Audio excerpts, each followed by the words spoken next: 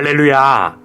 오늘 우리가 함께 읽고 묵상할 말씀은 사무엘상 4장 1절에서 11절까지 말씀입니다.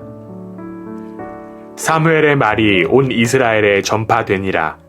이스라엘은 나가서 블레셋 사람들과 싸우려고 에베네셀 곁에 진치고 블레셋 사람들은 아벡에 진쳤더니 블레셋 사람들이 이스라엘에 대하여 전열을 벌이니라.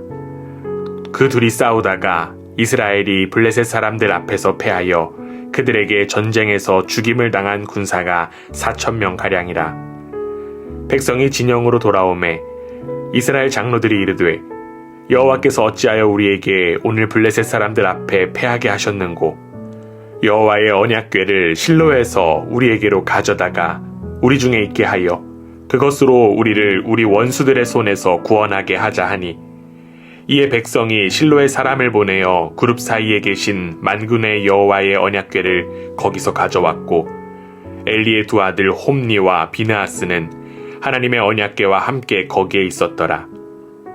여호와의 언약궤가 진영에 들어올 때 온 이스라엘이 큰 소리로 외치매 땅이 울린지라. 블레셋 사람이 그 외치는 소리를 듣고 이르되 히브리 진영에서 큰 소리로 외침은 어찌 됨이냐 하다가 여호와의 궤가 진영에 들어온 줄을 깨달은지라. 블레셋 사람이 두려워하여 이르되 신이 진영에 이르렀도다 하고 또 이르되 우리에게 화로다. 전날에는 이런 일이 없었도다. 우리에게 화로다. 누가 우리를 이 능한 신들의 손에서 건지리요.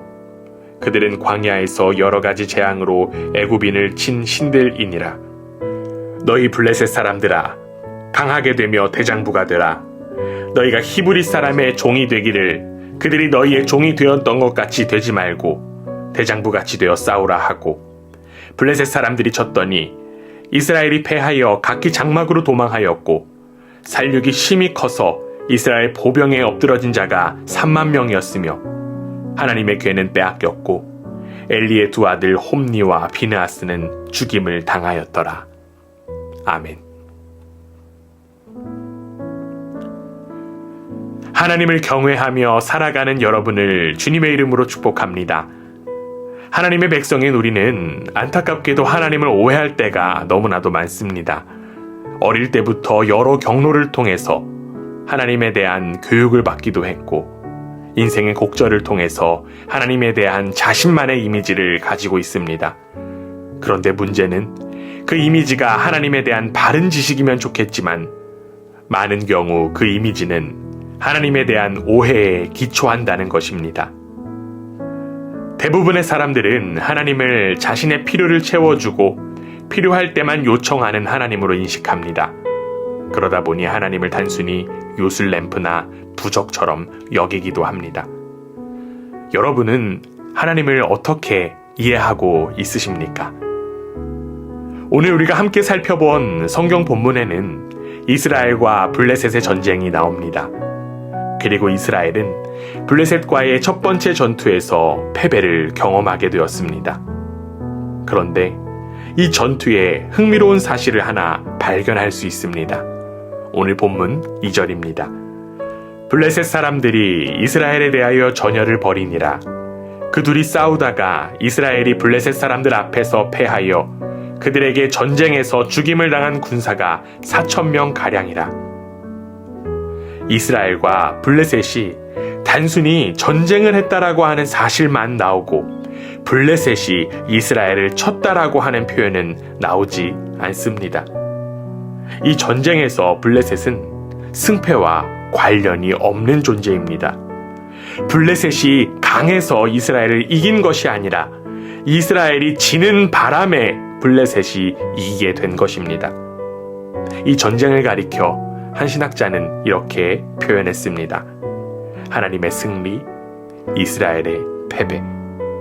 즉, 하나님은 이 블레셋을 통해 이스라엘이 패배를 경험하게 하셨던 것입니다. 이스라엘은 혼란스러울 수밖에 없었습니다. 자신들은 분명히 하나님의 백성이고 하나님의 군대인데 절대로 질 수가 없다고 생각했기 때문입니다. 이에 이스라엘의 장로들은 모여 패배의 원인에 대하여 이야기하게 되었습니다. 오늘 본문 3절입니다. 백성이 진영으로 돌아오매 이스라엘 장로들이 이르되 여호와께서 어찌하여 우리에게 오늘 블레셋 사람들 앞에 패하게 하셨는고 여호와의 언약궤를 실로에서 우리에게로 가져다가 우리 중에 있게 하여 그것으로 우리를 우리 원수들의 손에서 구원하게 하자 하니, 이스라엘에게는 간과했던 사실이 있었습니다. 그들은 전쟁의 승패가 하나님께 달렸다라고 하는 그 사실을 망각했던 것입니다. 사실 그들은 전쟁을 나가기에 앞서 하나님께 묻는 행위가 없었습니다.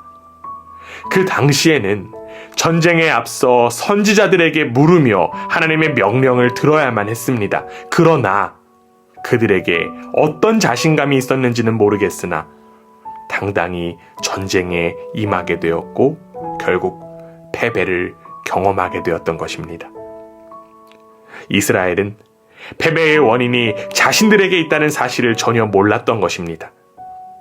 그런데 이러한 모습 혹시 우리에게도 있지는 않습니까? 하나님을 향해 묻지도 않고 신앙이라고 하는 이름만 앞세워 살아가는 우리의 모습, 이스라엘의 모습과 별반 다를 바가 없습니다. 하나님께서 원하시는지는 구하지도 않고 자신들만의 하나님으로 여기며 나아가는 이스라엘의 어리석음이 우리의 모습이 되지 않기를 원합니다. 자신들의 불순종과 패역을 모르던 장로들은 패배의 원인을 하나님의 임재가 없었다는 것으로 돌렸습니다. 그래서 결국 언약궤를 전쟁터로 가지고 오자는 제안을 내놓게 되었습니다. 이제 이스라엘은 다시금 블레셋과의 전쟁을 시작합니다. 언약궤가 전쟁에서 승리를 가져다 줄 것이라고 하는 착각에 빠진 채 그들은 나아갔고, 엘리의 두 아들인 홈니와 비느하스는 언약궤를 가지고 나타났습니다. 신명기 법에 따르면 언약궤는 절대로 움직여서는 안 됩니다.